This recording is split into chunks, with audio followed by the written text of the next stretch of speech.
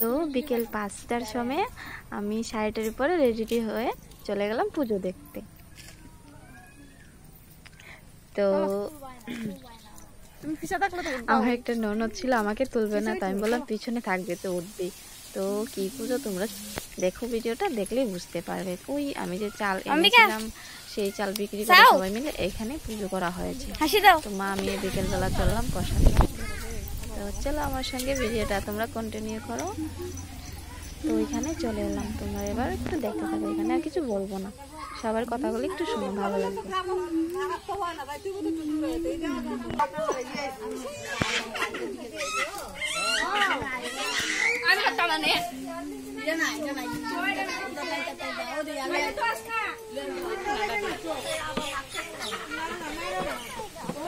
বাতাসও দিয়েছে ওই দিন, ঠান্ডা ঠান্ডা হাওয়া, খুব মজা লাগছে। গাছপালা কি সুন্দর হয়েছে।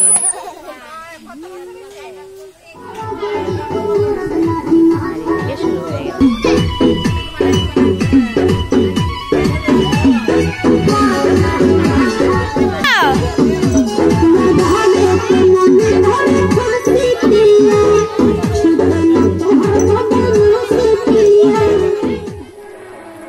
পুজো টুজো সেরে নাচানাচি করে তারপরে একটু বেরিয়ে গেলাম ওই পুজোর দিকে একটু ঘুরে আসতে।